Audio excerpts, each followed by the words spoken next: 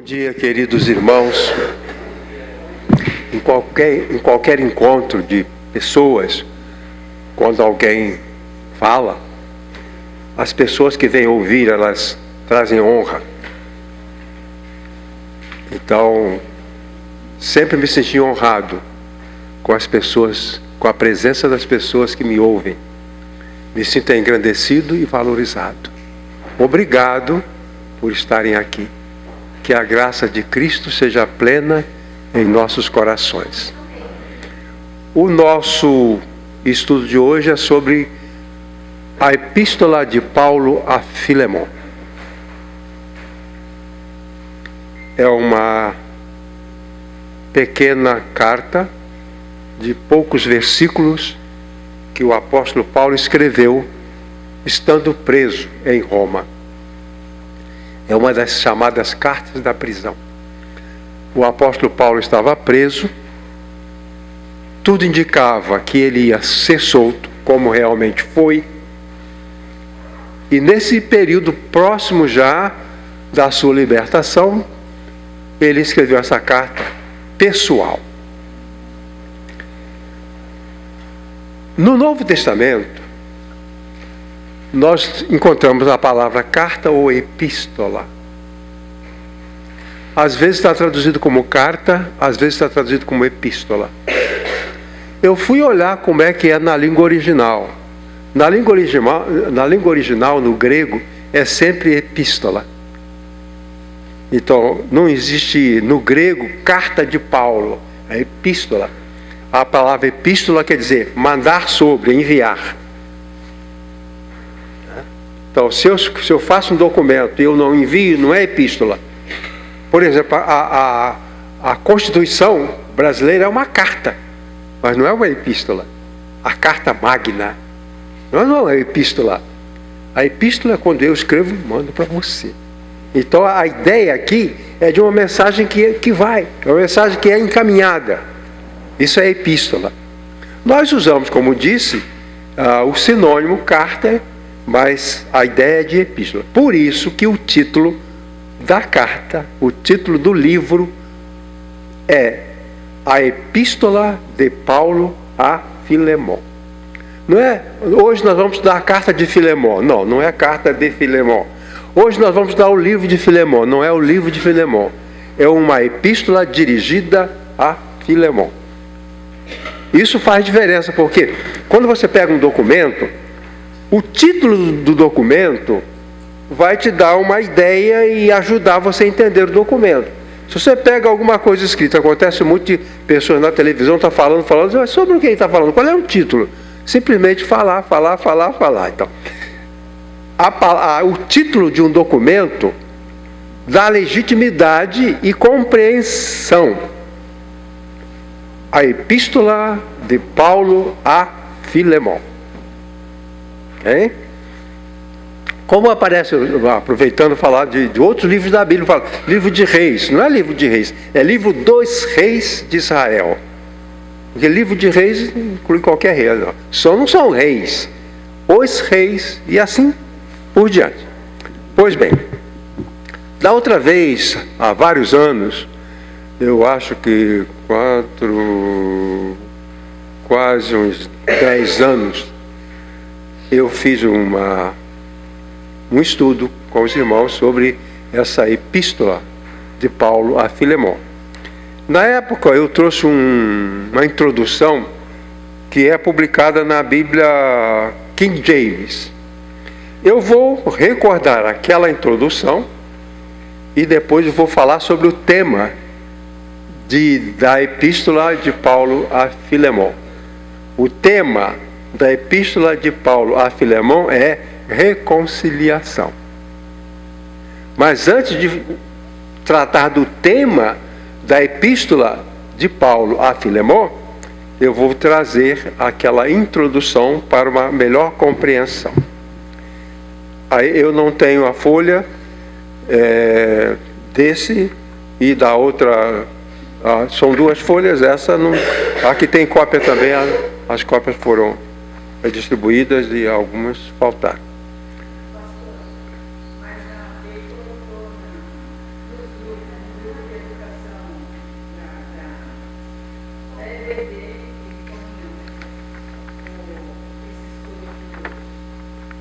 Tá, obrigado. Tá. Então, depois em casa você vai recordar. Olha bem, autoria. Todos os livros da Bíblia, a maior parte dos livros da Bíblia não tem uma autoria assim evidente. Às vezes a gente pensa que é de uma pessoa, de outra pessoa, quem escreveu, quem não escreveu. E alguns livros ficaram em dúvida. Quem que escreveu essa carta? É óbvio, essa epístola é óbvio que é escrito de Paulo. Durante essa breve missiva que é outro sinônimo, né? Carta. A carta missiva ou epístola. Então, durante esta breve missiva, o autor se identifica como Paulo em 3 oportunidades. Não há dúvida, desde a igreja primitiva, de que o apóstolo Paulo é o autor deste texto, com tantas afinidades com a carta à igreja de Colossos. A epístola a Filemon, ela é uma espécie de gêmea da carta aos Colossenses. Então, são textos produzidos na mesma época, ligadas uma à outra.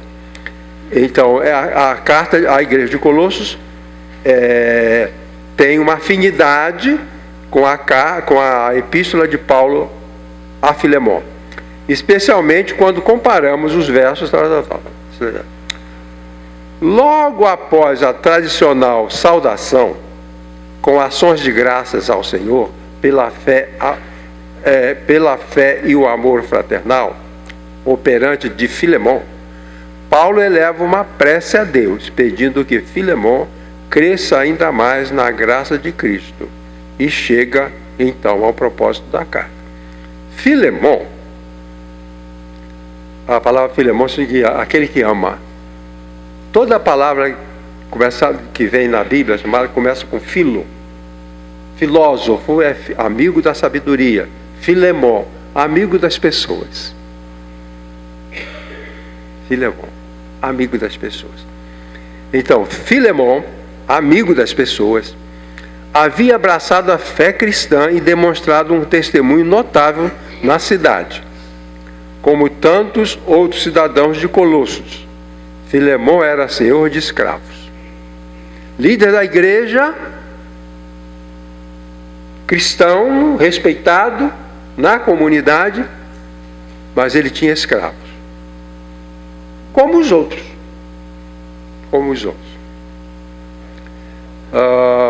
Tinha escravos. Onésimo é outro personagem, tá? Onésimo, um escravo pertencente a Filemon, que o escravo era propriedade. Então Onésimo era uma propriedade de Filemon. Como você tem o seu carro, tem sua bicicleta, como você tem o seu casaco, Onésimo era propriedade. O escravo era propriedade do Senhor, muitas vezes adquirido por dinheiro. Havia o mercado de escravos, onde as pessoas levavam os escravos para vender, e quem queria comprar ia lá e comprava. Essa moça vale 30 denários, eu dou 25, levo. Eu preciso de um pedagogo, preciso de alguém para instruir meus filhos, que é o pedagogo. Tem esse aqui, pedagogo, ele veio da Sicília, é excelente. Quanto ele custa? 300, não, isso é muito caro. 300 denários é muito caro.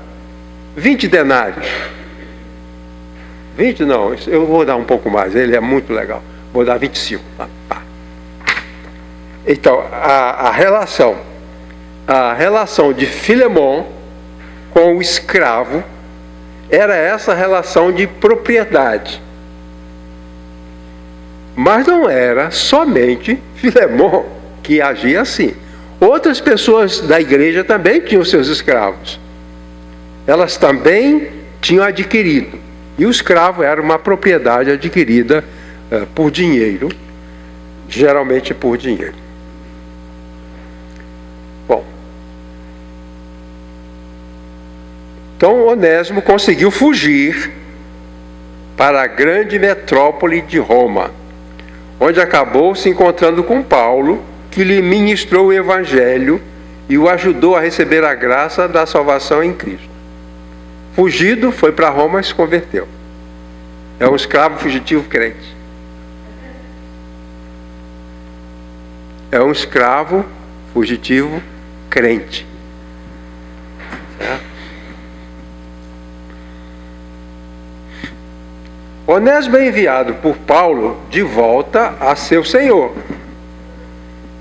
com esta carta pessoal de recomendação em seu benefício. Paulo, de volta, enviado por Paulo, de volta apela ao coração transformado e santificado de Filemão, para que não apenas receba um escravo fugitivo, sem as tradicionais punições da época, mas sim com um generoso perdão próprio daqueles que receberam a graça da salvação em Cristo. Por outro lado, Onésimo deveria se entregar ao serviço do seu Senhor com toda a lealdade e dedicação, igualmente próprias dos que amam ao Senhor. Então Paulo está lidando com o relacionamento entre dois cristãos. Agora não é um senhor e um escravo, não é um patrão e um empregado, são dois crentes. Então Paulo está focalizando nisso. Agora, Filemão já era líder da igreja cristão. Agora o escravo também é um cristão. A relação de um cristão com o outro tem que ser especial, personalizada. Você é crente, era muito comum no passado. Antigo a gente não liga muito disso. Você é crente? Sou, eu também sou, e abraçava, né? Aquela alegria, aquela efusão de sentimento. E Paulo está começando a cutucar essa parte na relação desses dois. Paulo se dispõe a ser o fiador desse contrato e adianta que sua confiança na conversão genuína de Onésimo era tão grande que arcaria pessoalmente com qualquer prejuízo que eventualmente o ex-escravo tivesse causado a Filemão. Quando os escravos fugiam, é claro, eles pegavam alguma coisa. Isso é muito louco. Eu trabalhei num lugar onde a moça que fazia a faxina não tinha papel higiênico em casa. E um dia ela roubou o depósito de papel lá era enorme, ela pegou 2 e foi demitida por causa disso. Então os escravos, eles fugiam, levavam alguma coisa, né? E Paulo imaginou que Onésimo tinha levado alguma coisa, sempre levava. Aí ele diz assim: se porventura Onésimo furtou alguma coisa, eu pago. Mas quero que você o receba como irmão. Irmãos, uma pequena mensagem pode ser tão profunda e poderosa que tem um poder de transformar o entendimento das pessoas.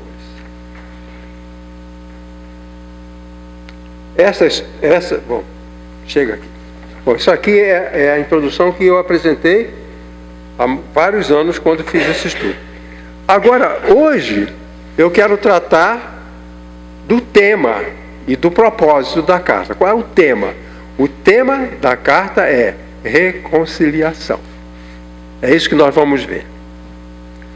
A epístola tem por tema a reconciliação. Nela, Paulo intercede pelo escravo Onésimo diante de Filemão, o dono dele. A reconciliação é um importante tema do cristianismo e da experiência humana. Reconciliação é um tema fundamental da existência. As coisas não andam quando pessoas não se reconciliam. A reconciliação é uma experiência altamente valorizada na Bíblia. Não faz sentido você ter 2 crentes, um não gosta do outro, um não fala com o outro, né? Viola a própria essência da natureza do cristianismo. Viola. Bom, então deixa-me conseguir.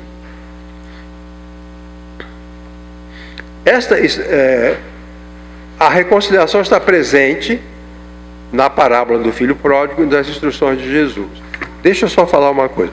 O filho pródigo violou a relação com o pai. Ele pediu a herança, que era expressar um desejo pela morte do pai.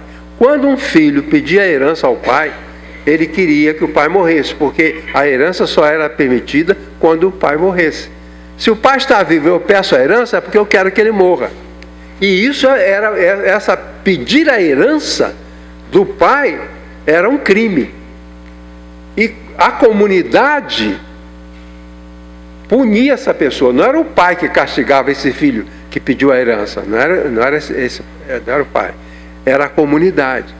Sabe que quando o filho pródigo voltou, o pai foi encontrar ele longe e o abraçou, porque a comunidade queria matá-lo. Por isso diz que ele correu, porque se o filho chegasse à casa, alguém poderia já no caminho, na chegada, matá-lo ou machucá-lo. Então o pai vai correndo para ninguém chegar primeiro. E se um agressor chegasse primeiro, o pai estava abraçado. Se o pai abraça o filho, ninguém tem direito de querer machucá-lo. Pois bem, a reconciliação, isso traz uma nova vida. O filho pródigo, então, é aceito. O pai faz uma festa, tem danças, tem alegria, exceto do irmão mais velho.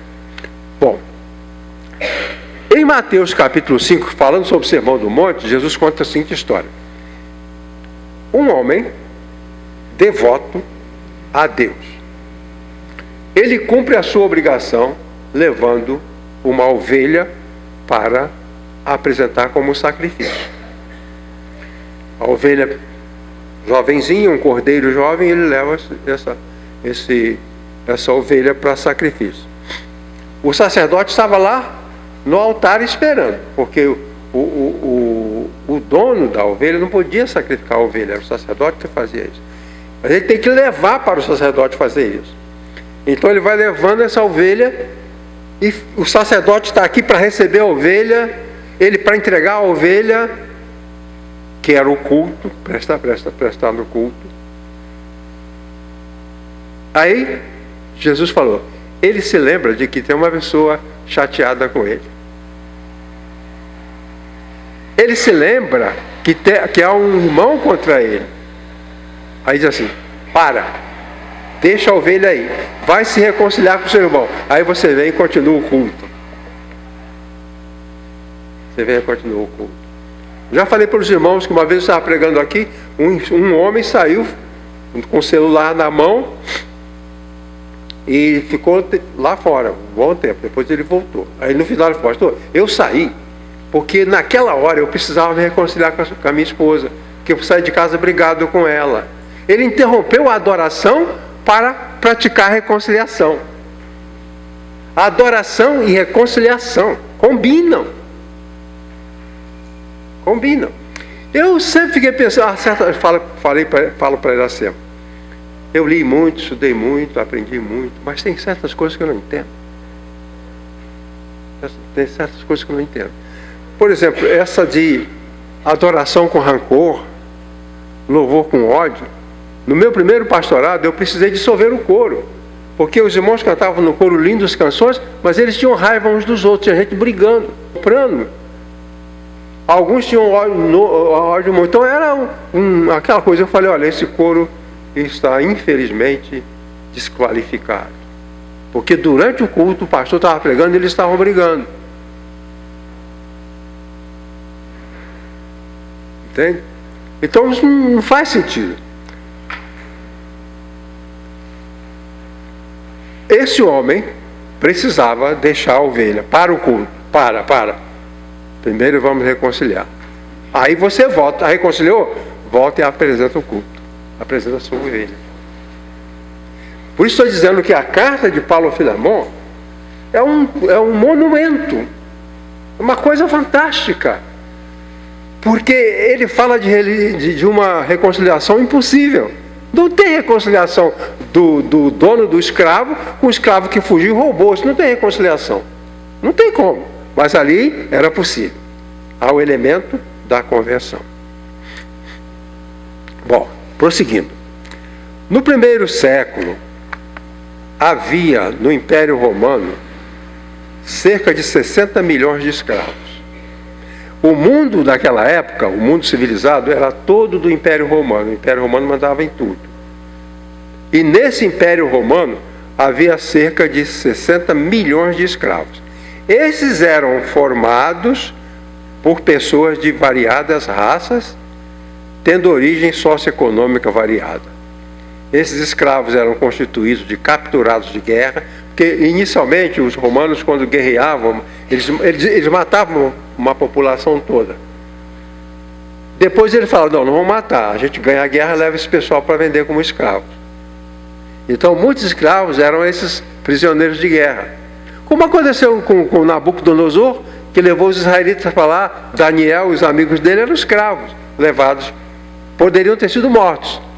Aliás, outros velhos eram mortos. Agora, jovens que tinham poder de produção, jovens que podiam trabalhar, eles levavam como escravo. Então, na guerra acontecia isso. Tinha aqueles que eram descartáveis e eram sacrificados, mas moças bonitas, jovens fortes, homens vigorosos, eles poupavam e levavam para vender, e era vendido. E havia 60 milhões desses. Então eram formados pessoas de variadas raças e tendo origem socioeconômica variada. Alguns eram ricos que caíram em desgraça, e agora eles são escravos.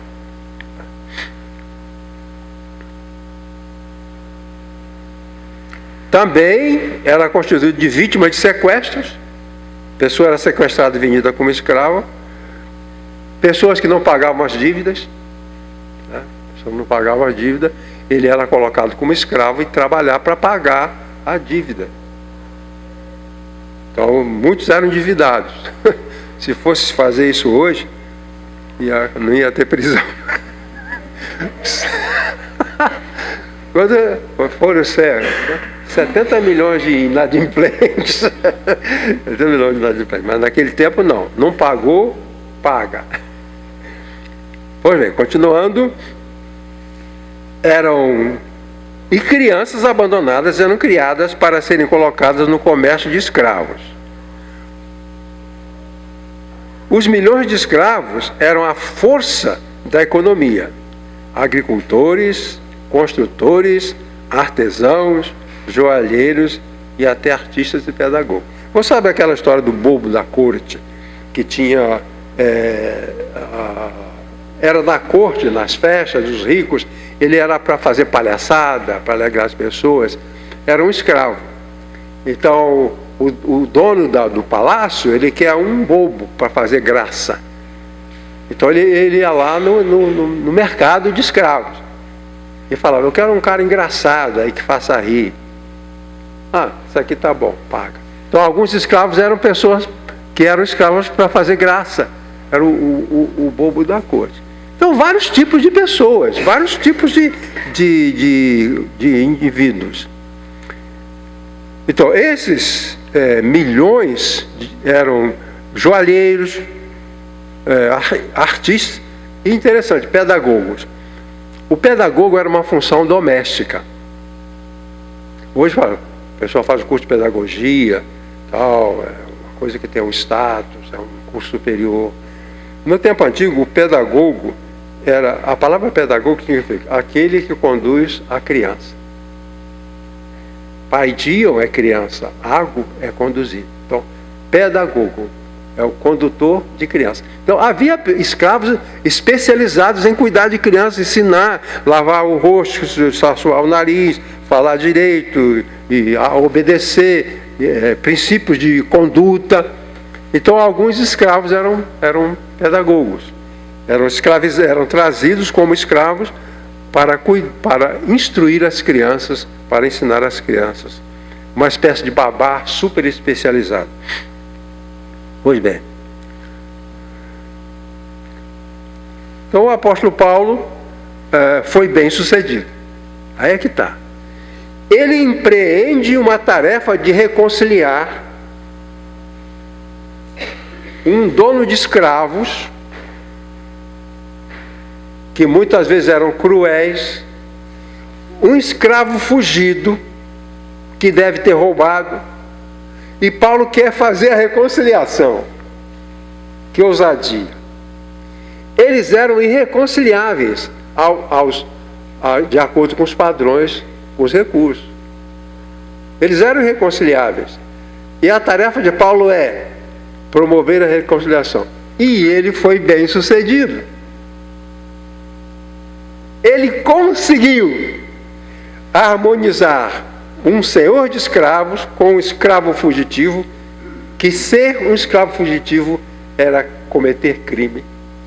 E Paulo conseguiu harmonizar os dois em Cristo. Se você tem Cristo e eu tenho Cristo, eu não posso ser desarmônico com você, não posso. Se você chega para mim, um dia eu declarei, eu tenho Cristo. Se você chega para mim e diz, eu tenho Cristo, então as barreiras estão demolidas. É o que o apóstolo Paulo fala. Agora, continuando. Então o apóstolo Paulo foi bem sucedido e nos dá lições importantes sobre a reconciliação. O assistente de Paulo, Onésimo, era homem instruído e de boa formação. Geralmente os escravos que tinham boa formação, eles eram mais hábeis para até fugir, né? Eles não eram retardados, os escravos não eram retardados. Muitas vezes eram brilhantes, um professor, um filósofo, um ex-prefeito, um ex-governante, que foi capturado e vendido como escravo. Então Onésimo era um escravo desse tipo. Agora vejam só, ele estava, continuando, sujeito a ser espancado, porque era o direito do senhor do escravo espancar o escravo que fugia. Vejam aquele filme, Django Livre. Alguém viu esse filme? A não ser Iracema. Django Livre. Mostra como é que era a escravidão nos Estados Unidos. E era assim mesmo, aquilo era verdadeiro. Eles tratavam as pessoas assim. Tratavam as pessoas. O dono do escravo fugido podia espancá-lo, torturá-lo. E o que eles faziam? Usavam um ferro com a letra F. Colocavam no fogo e eu lá na testa dele marcava a letra F. Fugitivos. Por onde ele fosse, quem olhasse para a cara dele sabia, um escravo fugitivo marcado sem dignidade para o resto da sua vida. Então tudo isso Filemão podia fazer. Filemão podia espancá-lo, estava dentro da lei, ninguém ia falar de nada. Filemão poderia torturá-lo, marcar com ferro e até matá-lo. Às vezes, quando o patrão ficava com muita raiva do escravo, porque o escravo fez coisas odiosas, ele podia matá-lo, ele podia condená-lo à morte, e ele mesmo crucificava o escravo. Então, a situação era essa. Vamos reconciliar o pessoal? Vamos ou não? É possível ou não é possível? Paulo pensa assim, eu mando Onésimo de volta para o patrão dele, para o dono dele. O dono dele tem direito de dar uma surra nele. Tem direito de marcar ele com ferro. O dono dele tem direito de matá-lo. É o direito. E eu vou mandá-lo? Vou. Mas vou mandá-lo para ter um relacionamento novo. Relacionamento de cristãos.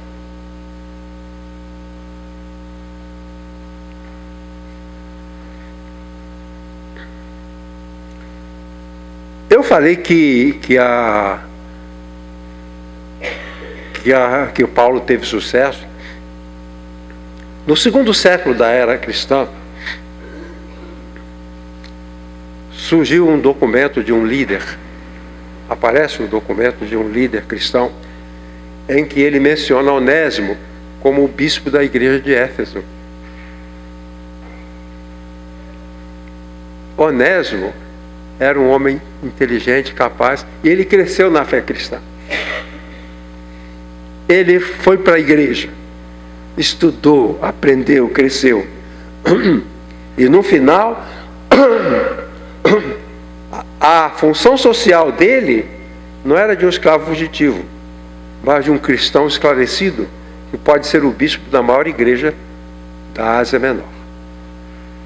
Deu certo. Valeu o esforço para se conseguir isso. Então, a reconciliação previne danos. A reconciliação previne danos. Sem reconciliação, Onésimo poderia simplesmente levar uma surra ou até ser morto. Mas com reconciliação não. Onésimo se reconcilia com Filemão. Filemão é um homem rico. Diz Onésimo: agora você tem Jesus e eu tenho Jesus. Vai jantar lá em casa. Diferente. Totalmente. Então, a reconciliação previne danos. Um professor famoso da Universidade de Campinas, da Unicamp, uma vez ele estava falando sobre as brigas conjugais e as separações conjugais. E ele falou assim: crianças de pais separados são um problema. Ele não considerava que estava tudo bem que o casal se separe. Ele não considerava isso. Ele considerava que aquelas crianças seriam marcadas de forma negativa. Crianças de pais separados terão problema. Agora, se os pais se reconciliam, se há reconciliação, as crianças são beneficiadas. Os filhos são beneficiados. As pessoas geram filhos e depois não dão bola, não ligam. Aí aumenta o número de delinquentes, aumenta o número de pobreza, tudo isso. Quando há reconciliação, existe proteção. Se eu estou reconciliado com o irmão Fernando, eu o protejo e ele me protege. Eu sou protegido da raiva dele e ele é protegido da minha raiva. Porque eu não vou ter raiva dele e não vai ter raiva de mim.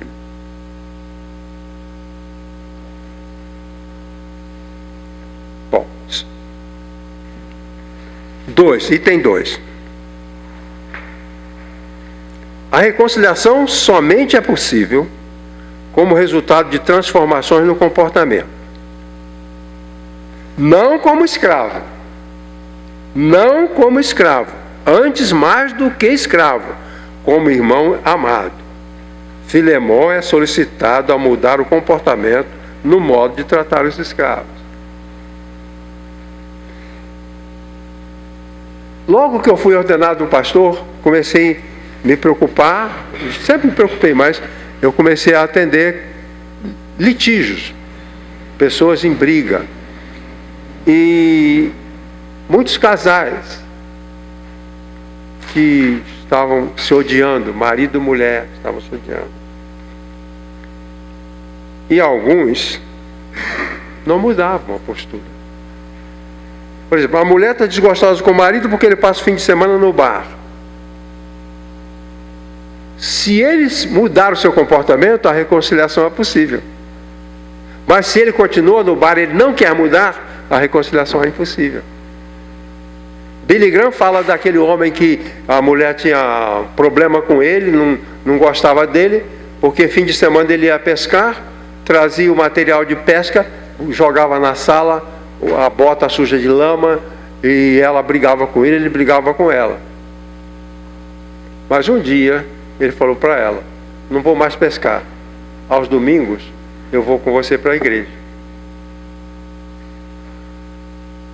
Os danos acabaram, porque houve mudança de comportamento, transformação.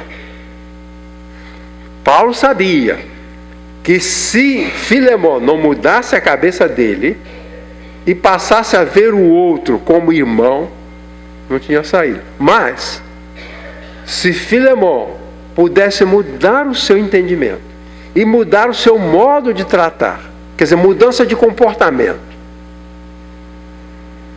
mudar o seu modo de tratar, aí é possível a reconciliação, e Paulo esperava que isso aconteça. Não como escravo. Vamos mudar tudo. Agora você não vai mais torturar o seu escravo fugido. Ele é um crente. Ele é um crente. Ele é um cristão como você. E a terceira vantagem é que a reconciliação exige uma comunicação aproximadora. Paulo diz: estive grande gozo e consolação no teu amor, porque por ti, irmão, os corações dos santos têm sido reanimados. Todavia, prefiro rogar-te por esse teu amor. Paulo exprime um discurso que favorece a reconciliação. Por que Israel não se harmoniza com aqueles palestinos? Por causa do discurso, por causa do que eles falam. Por que um casal se separa? Por causa do que ele falou, por causa do que ela falou. Por que o irmão vai embora da igreja? Por causa de que alguém falou isso ou alguém falou aquilo. Então, o discurso desagregador. O discurso desagregador. Então, Paulo mostra que há um discurso que favorece a reconciliação. Há um discurso. Esse discurso o apóstolo Paulo usa. O apóstolo Paulo usa palavras de ternura. Na carta de Filemão, a gente não encontra nenhuma palavra dura. Uma bronca, uma reclamação. Paulo não dá nenhuma bronca em ninguém. As palavras dele são de ternura.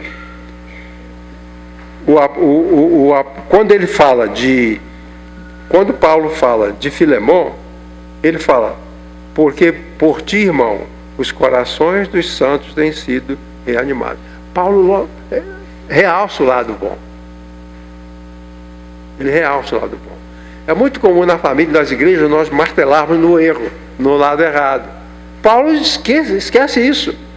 Eu quero valorizar o seu trabalho como cristão, porque você encoraja as pessoas no Evangelho. Essa é a palavra.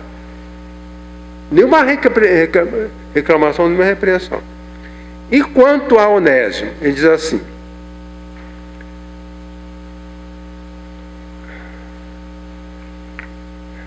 todavia, prefiro rogar-te.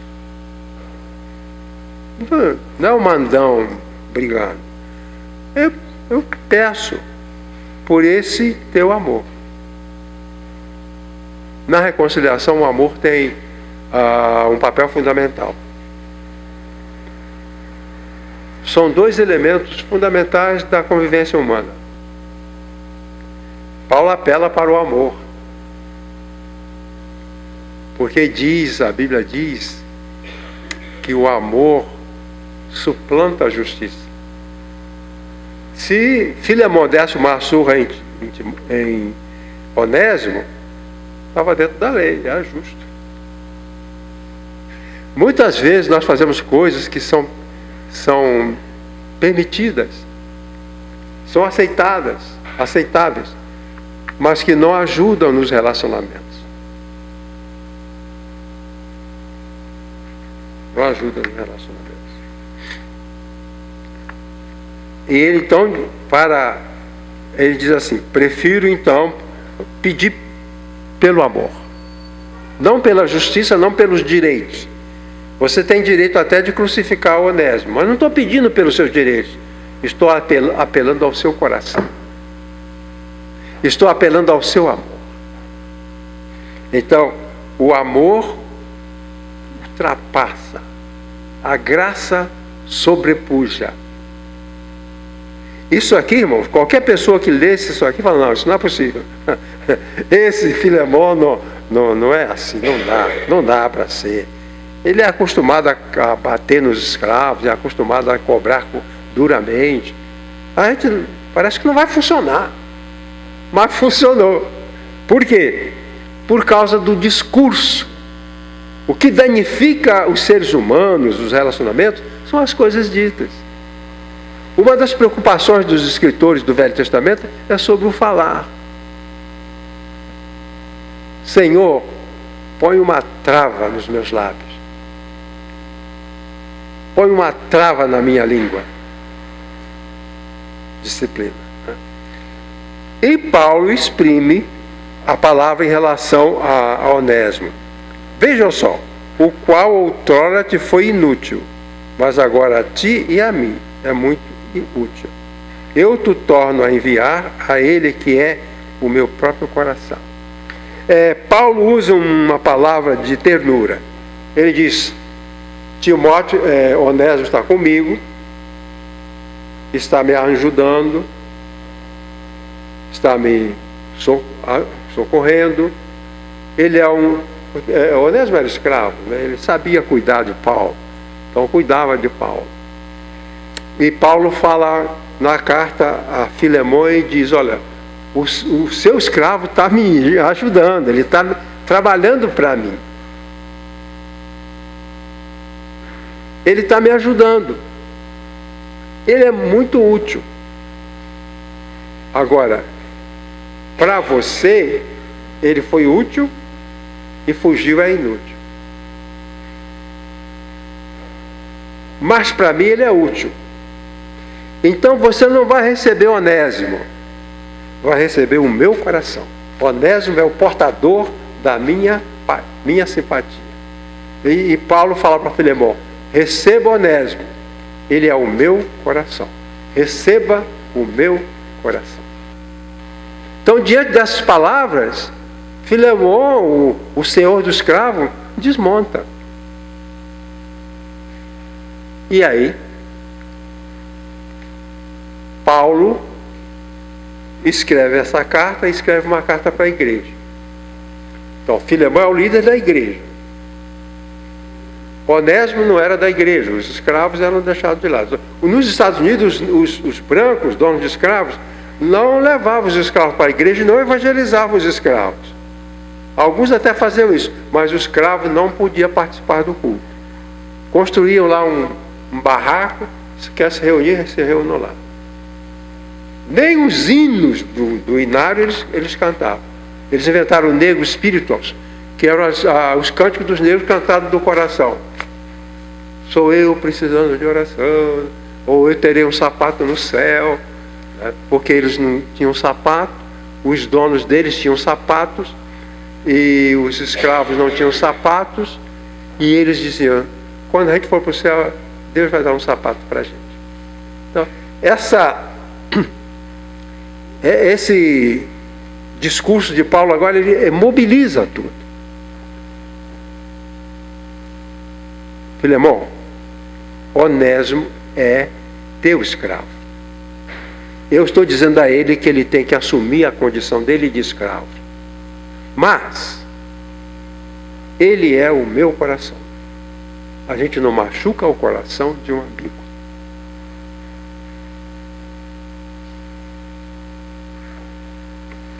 Acho que as escrituras, elas são para prática. Então a epístola de Paulo a Filemão não é apenas uma obra literária de belíssima qualidade. É também um manual de comportamento. Porque aquele que está acima e aquele que está abaixo sempre vai existir. Mas, em Cristo, como é que dizia que não há em Cristo norte ou sul, né? Em Cristo somos um. Você lembra desse hino? Não há em Cristo norte e sul, com todo mundo, irmão. Um hino mais ou menos. Vocês lembram? Mais ou menos. Quer dizer, sabe que havia Oriente, quer dizer, não importa de onde você veio, você tem Cristo, eu tenho Cristo. Quero que os irmãos, primeiro pergunto, alguém tem uma pergunta que queira fazer? Alguma coisa ficou confusa? A obrigação daquele que fala é ser compreendido. Se há alguma confusão, precisa ser trabalhado. Quando eu dava aula na faculdade teológica, eu estava dando minha matéria, às vezes surgia um ponto complicado. E alguém levantava e fazia pergunta. Eu mudava o meu assunto e ficava naquela dúvida. A dúvida do aluno era mais importante do que o meu material para dar. Então, por isso que é sempre importante que aquele que tem... Como eu sei que os irmãos têm liberdade, eu não insisto nisso. Mas é sempre bom lembrar que pode haver uma dúvida que merece um tratamento. Alguém tem uma dúvida? Irmão José Roberto, por favor.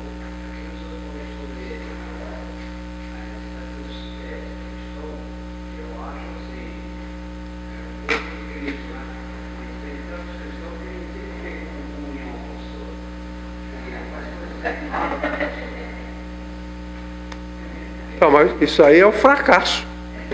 É o fracasso. É.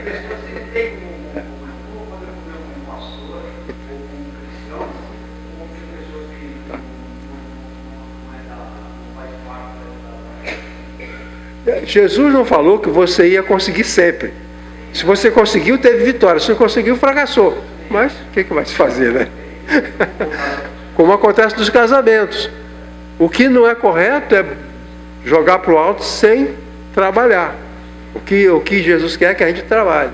Se eu estou magoado com o irmão Maurício, Deus espera que eu faça alguma coisa. E ele faça alguma coisa. Mais alguém? Iracema, por favor.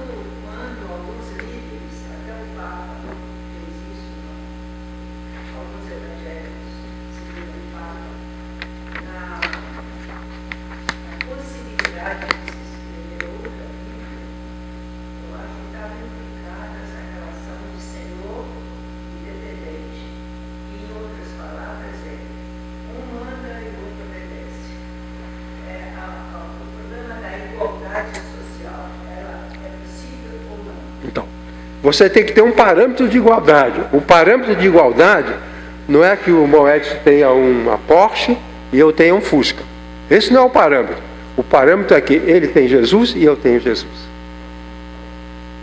O parâmetro não é eu sou o pastor e você é o assistente. Não. O parâmetro é esse. O gabarito é esse. Que ele tem Jesus e eu tenho Jesus. Dessa forma, ele que tem um carro de luxo não vai me maltratar e me desprezar porque eu tenho um Fusca. E eu que tenho um Fusca não vou me sentir humilhado diante dele que tem um carro de luxo. Ou a casa, eu moro num barraco, você mora numa casa de luxo, mas isso não é motivo para desnivelar. Porque somos nivelados pelo amor de Cristo. Mesmo o líder, o pastor, muitas vezes eu até fui criticado por causa disso. Porque geralmente o pastor se coloca aqui, o diácono se coloca aqui. Me lembro uma vez que houve uma dificuldade lá, um entendimento, um irmão foi à frente. Eu, como diácono, exijo. Não, não é isso. Não tem disso. Não exige nada. Não é esse o caminho. Então, eu estou acima de vocês e exijo. Eu não exijo nada.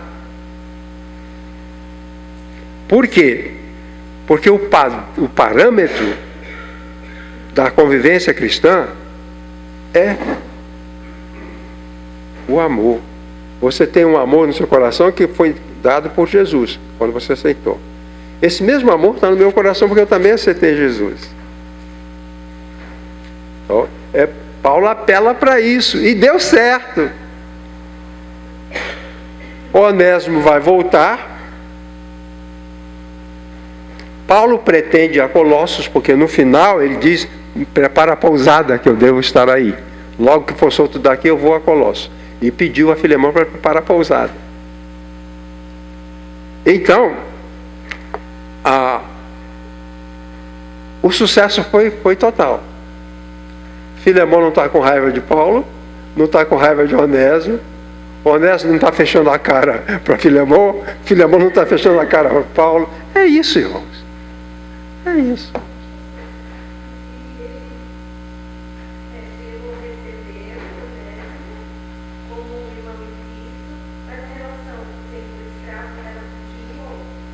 Continuou, mas é... Então, veja só. Não é o problema. Eu posso me relacionar muito bem com aquele que está acima de mim socialmente. É o que estou dizendo. Porque eu sou o pastor, eu não estou acima de vocês nesse sentido. Eu posso estar considerado prevalecer na instrução, numa orientação, numa admoestação, mas eu não sou superior. Certo? Nós somos nivelados no amor cristão. Eu não posso, porque eu sou diácono, querer oprimir. O problema é, Filemão podia continuar tendo escravo, mas agora não oprime mais. É isso que é importante.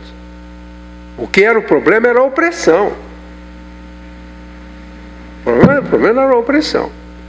Agora, essa questão que Iracema falou, que o Papa disse que a Bíblia tem que ser corrigida, e que um pastor aqui em São Paulo também falou essa besteira, a Bíblia não tem que ser corrigida, ela tem que ser cada dia mais compreendida, mais entendida. Por exemplo, hoje eu entendo mais a Bíblia do que o meu avô. Hoje nós entendemos mais a Bíblia do que Lutero, do que Martinho Lutero. Então nós vamos alcançando recursos de compreensão. A mensagem, ela é a mesma. A maneira de compreender. A maneira de compreender que evolui. Então nós evoluímos de outra forma. Então, vejam bem, eu coloquei aqui, vou aproveitar para comentar. O que você responderia a uma alegação de que o apóstolo Paulo foi conivente com a escravidão, ao invés de combatê-la?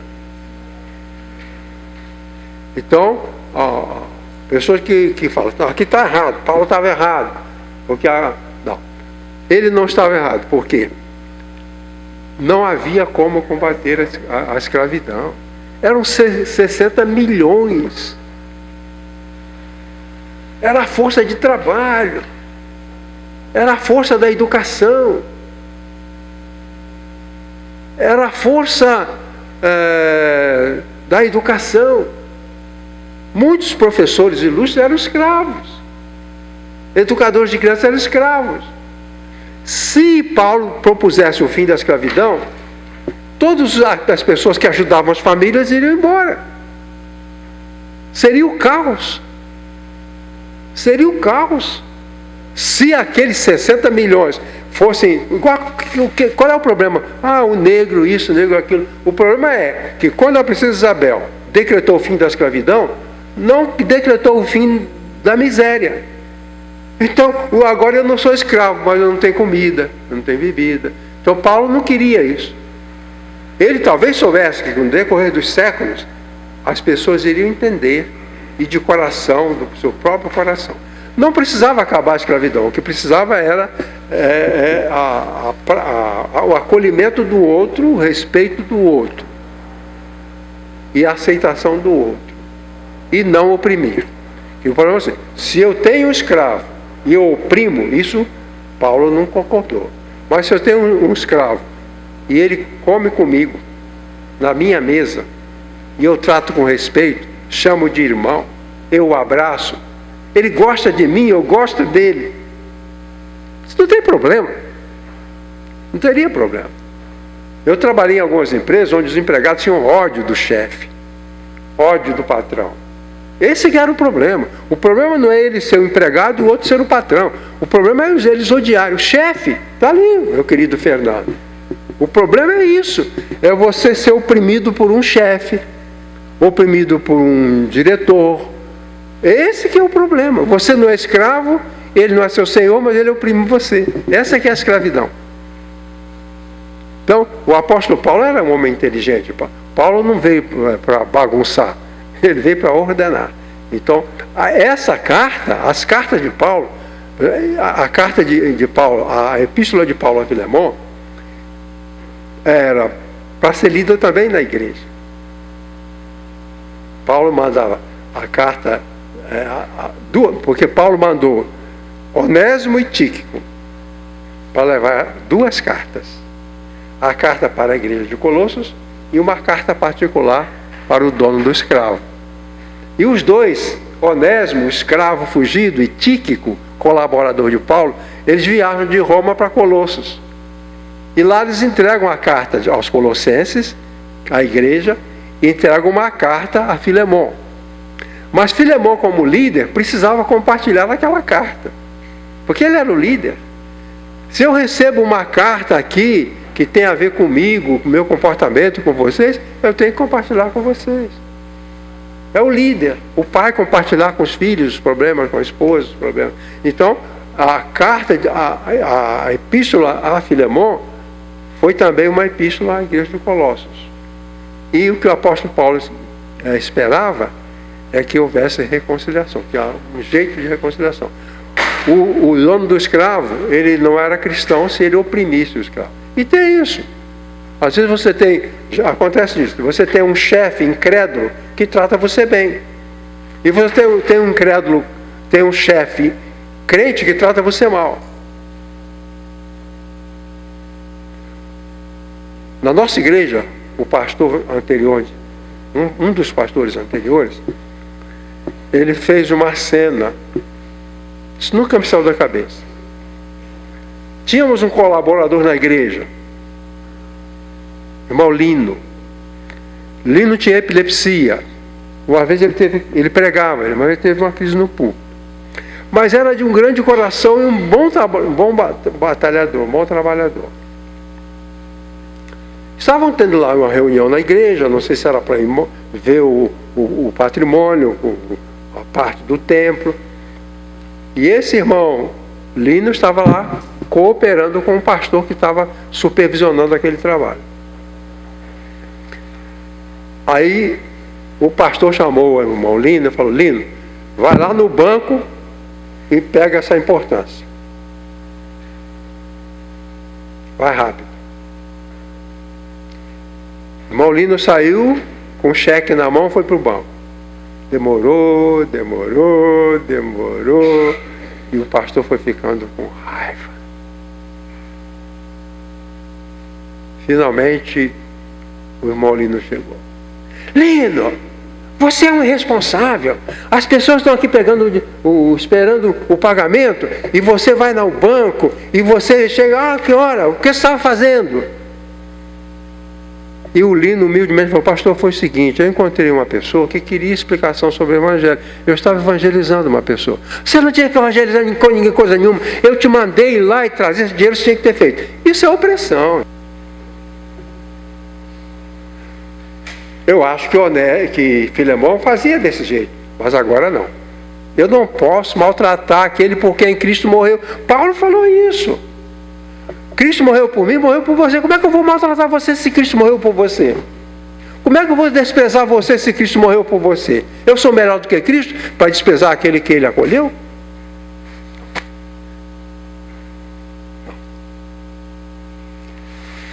Então, os irmãos vão discutir isso. E a pergunta qual a sua experiência no Ministério de Reconciliação? Você faz alguma coisa? Porque, sabe, o apóstolo Paulo fala que Deus estava em Cristo reconciliando consigo o mundo. A obra de reconciliação. O mundo está em choque contra Deus e a sua vontade. Cristo vem para reconciliar.